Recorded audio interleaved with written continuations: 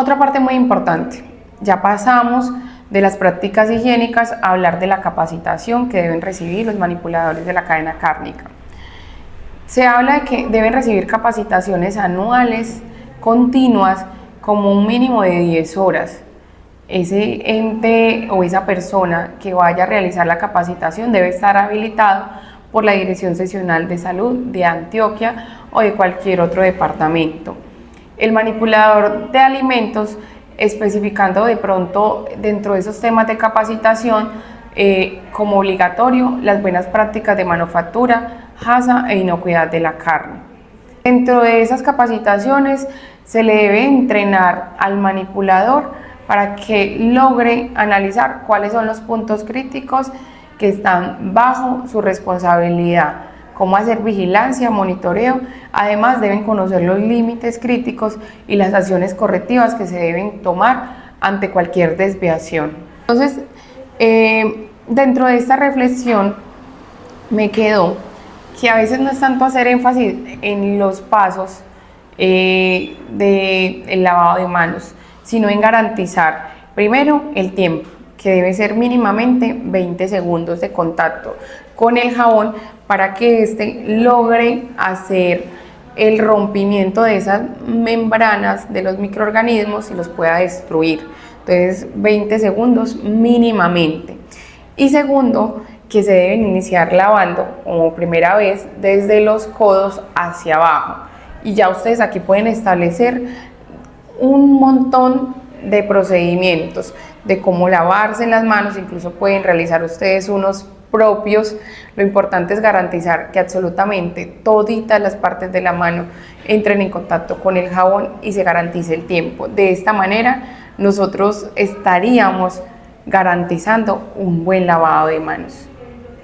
Vamos a conocer un poco de pronto la trayectoria de la carne antes de que llegue hasta el expendio de carne, que de pronto ustedes no conocen, y cómo las buenas prácticas de manufactura cobran tanta importancia. La primera etapa en el beneficio o faenado animal está la llegada de los animales, es decir, el transporte.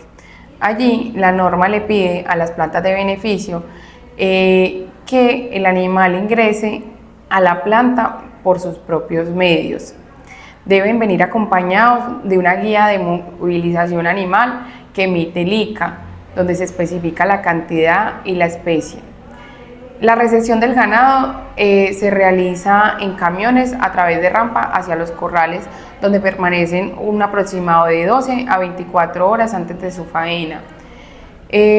Aquí en estos corrales se realiza una inspección ante mortem por parte del médico veterinario del propio establecimiento, es decir, de la planta de beneficio, o en su defecto del INVIMA. El inspector o el médico veterinario recibe como todos los datos de la producción primaria, controla el cumplimiento de la norma del bienestar animal, inspecciona el animal vivo, posteriormente también su carne y todo el proceso obtenido de esta.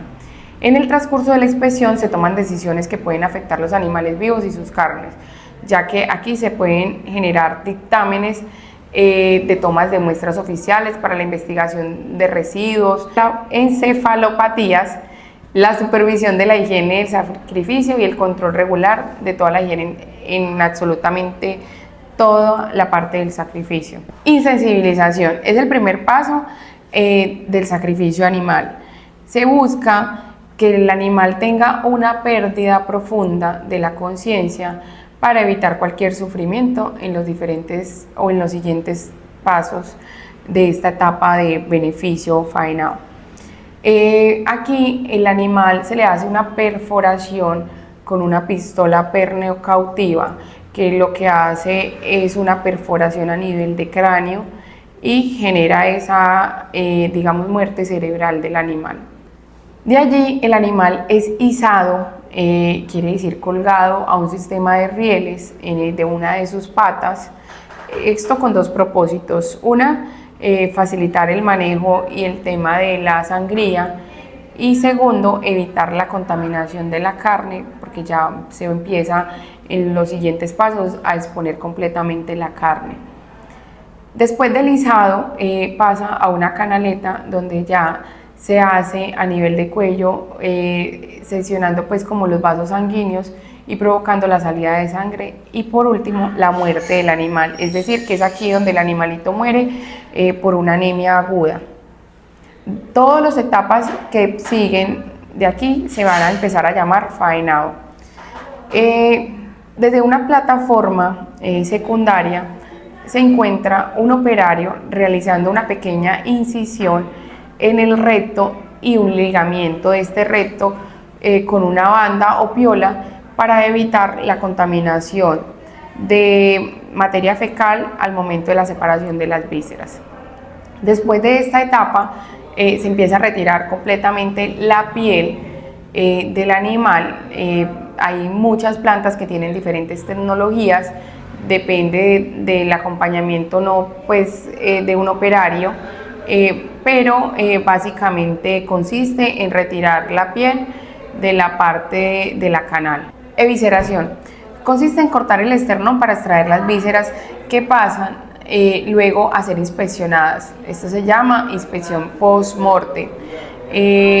Las vísceras blancas o rojas se dividen en dos conductos diferentes para ser analizadas y también tratadas.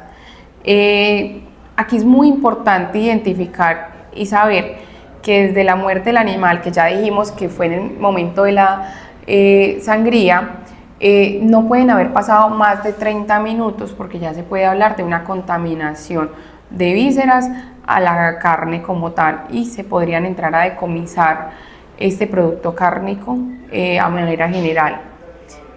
Ya una vez extraídas las vísceras se pasa a algo que se llama inspección post-morte, donde se van a evaluar, se van a hacer algunas incisiones a nivel de corazón, de vaso, y poder identificar una de las siguientes patologías en las vísceras.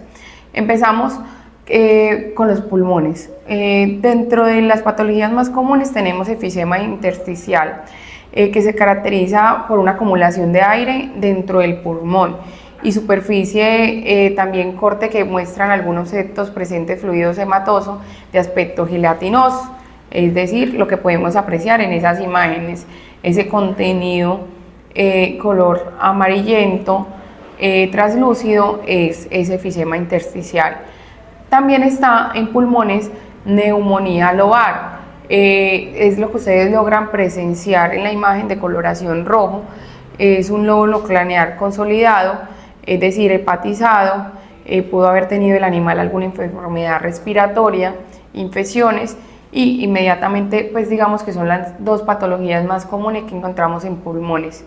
Hay una tercera que está muy asociada digamos ya a manejo, que se llama broncoaspiración, y hacen pequeñas incisiones en los bronquios, y si se encuentra contenido ruminal, que es lo que las vaquitas normalmente mastican, quiere decir que el pulmón estaría contaminado y se iría a decomiso. Ahí también se puede identificar la cirrosis hepática ya en otro órgano, y es donde se puede identificar más que todo en el hígado, en el vaso, que está producida pues digamos que en su mayoría de veces por acciones tóxicas o infecciosas o parasitarias, como el caso de la fasciola hepática, que en la imagen que logran ver son pequeñas cavidades que realizan los parásitos para poderse desplazar y vivir dentro de estos órganos. Después de que se hace la inspección post-morte, se hace la división de la canal con una sierra mayor, y aquí queda expuesta completamente la médula espinal.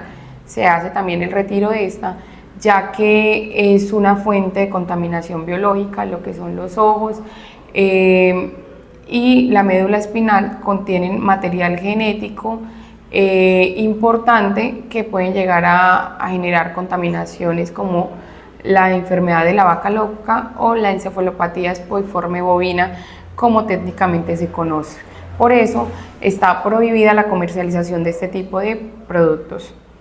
Después de que la canal ha sido dividida, se realiza el lavado a presión, esto con dos finalidades: una, lograr bajar un poco la temperatura de la carne, y dos, poder retirar el exceso de sangre y de pronto de grasa que tiene la canal. Aquí también se realiza una pequeña inspección de la canal, evaluando de pronto hematomas que se puedan presentar dentro de la carne por una vacuna. Entonces se hace una inspección general de la canal, se aplica desinfectante, digamos un desinfectante como el ácido láctico o algunos residuales cítricos que pueden estar en contacto con la carne sin generar ningún tipo de cambio importante en cuanto a la parte sensorial, y lo único que van a ayudar es a generar un poco bajo el crecimiento microbiano o a disminuirlo. Bueno, y hasta aquí el primer módulo. Recuerden que vimos normas y hábitos higiénicos del manipulador cárnico.